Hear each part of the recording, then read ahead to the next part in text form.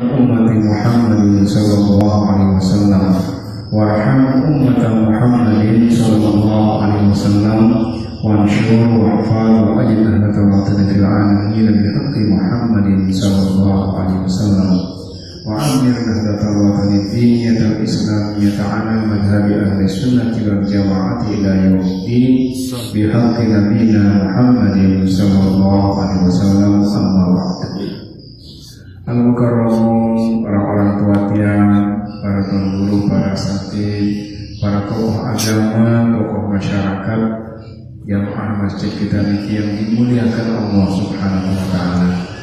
Seluruh jamaah yang dirahmati Allah, pertama tentu mari kita banyak bersyukur kepada Allah karena Allah memberikan kita kesehatan, keafiatan, sehingga alhamdulillah sampai siang ini kita masih bisa melaksanakan tugas kita, yaitu bagaimana mengibadahi Allah Subhanahu wa taala. Sebab tugas kita kepada Allah Subhanahu wa taala yang pertama ini adalah sebagai hamba. Tugas kita sebagai hamba ini adalah memperbanyak ibadah kita kepada Allah Subhanahu wa taala. Wa ma khalaqtul jinna wal insa illa liya'budun. Jadi tidak kami ciptakan jin dan manusia itu kecuali untuk beribadah kepada Allah Subhanahu wa taala. Hadirin yang dimuliakan Allah, ya setiap kehadiran kita, silaturahim kita, tentu kita harus manfaatkan sebanyak-banyaknya untuk kita bersama-sama saling mengingatkan. Ya. Jadi dia menyampaikan kepada EP pun silakan mengingatkan juga kepada dia. Karena tugas kita adalah tawasau bil haq wa tawasau bis sabr. Kita sering mengingatkan di dalam kebaikan dan juga sering mengingatkan di dalam kesabaran. Mengapa hadirin rahimakumullah? Karena makin ini sebagaimana khutbah yang saya sampaikan nanti tadi, keprihatinan kita ini semakin dalam, semakin jauh ya terhadap napi-napi yang kita hadapi pada saat ini. Hal-hal yang dulu mungkin tidak pernah kita bayangkan ternyata terjadi di anak-anak kita saat ini. Koran-koran sedang didik anak jaring taniki, maka hadirin rahimakumullah, mereka akan kena dengan bi'ah yang tidak baik. Bi'ah itu artinya adalah lingkungan.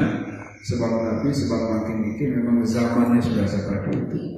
Ya anak-anak kita hampir seluruhnya ya setiap hari mulai dari SD bahkan anak TK, bahkan yang nyaman taman TK kan anak kita sudah mulai buka HP, ya sudah mulai.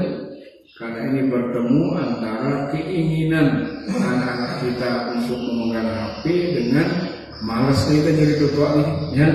Kadang-kadang aja ketua nih menangis anak kan gak sekeo, ya jalan tapi HP dia akan pena. Padahal itulah cara kita pelan-pelan memperkenalkan anak kita dengan sesuatu yang sesungguhnya belum saatnya mereka perhatikan. Jadi HP ini tidak ada batasnya, ya gambar apapun, video apapun bisa disaksikan oleh siapapun yang sedang memegangnya. Maka hadirin rahimakumullah, makin itu banyak sekali terjadi, ya anak-anak kita. Jadi kalau kemarin yang bicara dengan Pak Kapolres yang baru, ya di Lombok Utara, beliau menceritakan bagaimana anak-anak kita di Mataram, ya yang sudah tidak mampu membeli narkoba ini sampai dia beli lem saja. Lem glukon ini, jadi lem glukon ini ditaruh di kaca lalu dibakar. Ya sih ini disep-disep, ya itu setiap hari dan anak-anak itu kumpul begitu pulang sekolah, kumpul di salah satu tempat melakukan hal-hal seperti itu. Ini sekali lagi yang pesan Nabi yang disampaikan oleh Allah Subhanahu wa taala tadi. Wal yakhshal ladzina law taraku min khalfihim dzurriyyatan bi'afan khafu 'alaihim falyattaqullaha wa yaqulu qawlan sadida. Jadi jangan tidak ada rasa takut kepada Allah. Jangan anak kita nanti begini, anak kita begitu. Maka hadirin rahimakumullah, caranya adalah kita didik anak-anak kita dengan baik. Jadi sangat mengerikan apa yang kita lihat ya di video, apa yang kita saksikan di internet, ya bagaimana pemerintah kita saat ini dan juga kita semua selaku orang tua dipusingkan oleh bermacam-macam pergaulan anak kita nanti. Ya tadi ini, jadi bahkan itu Kapolri yang atensi ya langsung turun tangan karena ternyata ada kelompok WA anak-anak SD itu LGBT. Ya SD ya, tahunya kumpulan diri ya suka laki sama laki, perempuan sama perempuan.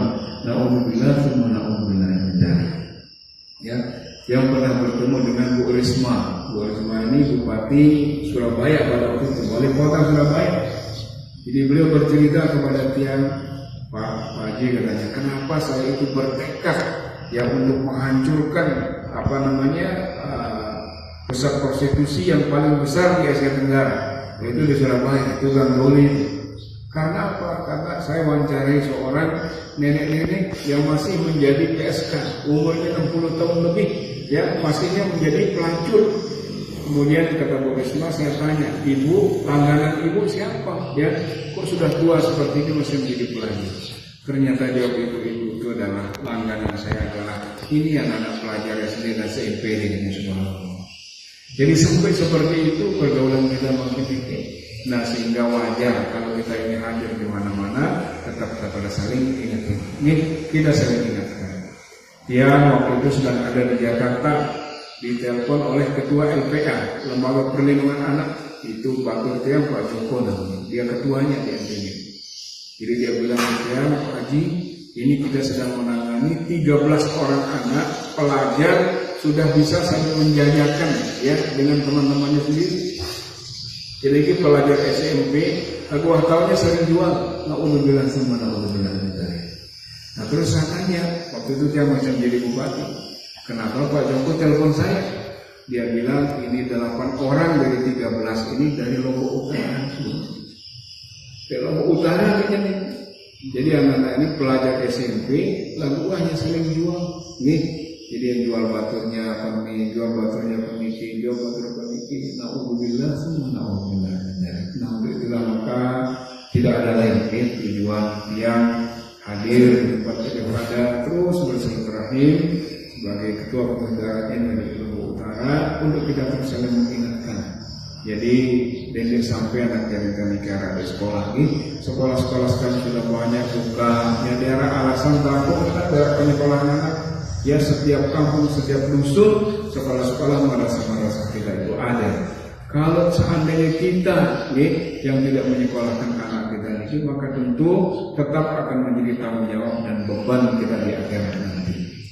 Nah ini penting. Untuk itulah maka Bapak sekalian yang hormati, segala ikhtiar ya pengurus daerah ini terus lakukan. Ya di antaranya makin ini adalah membuka kampus kita yang ada di Gondang, ya, yaitu IAIH, Institut Agama Islam Hamdan Wari. Nah begitu mereka terdaftar di kita, maka mereka otomatis menjadi mahasiswa di IAIH NUI yang ada di Pancong. Ya dengan biaya yang lebih murah, kita dekatkan ya sekolah ini, kampus ini ke tempat kita. Maka tapi harapan kita adalah genggaknya sampai arah anak jaringan ini di sekolah atau di kuliah. Jadi zaman makin ini sudah berbeda dengan zaman yang kemarin. Kalau dulu mungkin anak-anak kita tamat SMA, rasanya kita sudah berhasil tamat aliyah, anak-anak jaringan ini kita alhamdulillah tamatnya aliyah. Ya, kalau kemudian muncul zaman anak kita ini sarjana, kita bangga. Tetapi makin ini Bapak Ibu sekalian sudah hampir di setiap kampung, setiap dusun, anak-anak kita itu banyak yang sudah menyelesaikan S2-nya, ya. Jadi S2 ini magisternya. Nah kalau sampai anak-anak kita ketinggalan, maka dia terus menjadi semakin ketinggalan. Tidak ada lain sekali lagi maksud kita Bapak Ibu sekalian, kenapa ini kita terus ikhtiarkan, ya supaya suatu saat nanti mudah-mudahan di Lombok Utara ini akan ada kampus kita, yaitu kampus IAIH NUI Lombok Utara. Mudah-mudahan inilah doa pada. Nah kemudian yang kedua ya dari sisi penyediaan fasilitas kesehatan masyarakat ya NUI Lombok Utara bersama seluruh jamaah bersama EP Pada alhamdulillah sudah mengikhtiarkan adanya klinik Hamdan Wari Lombok Utara. Maka kami minta tolong kepada EP Pada bagaimana cara membantu klinik ini ya dimanfaatkan Bapak sekalian. Insya Allah dokter kita lengkap, ya semua petugas kesehatan kita lengkap. Ya mudah-mudahan dengan demikian ini akan bisa memberikan perkhidmatan pelayanan yang baik bagi masyarakat kita. Niat kita, cita-cita kita mudah-mudahan diridhoi oleh Allah. 5-6 tahun yang akan datang, mudah-mudahan EP Padang ini ya yang akan mempelopori untuk terbentuknya rumah sakit Islam NWDI Lombok Utara. Mudah-mudahan nih, jadi mudah-mudahan ini niat kita ini digunakan oleh Allah Subhanahu wa Ta'ala.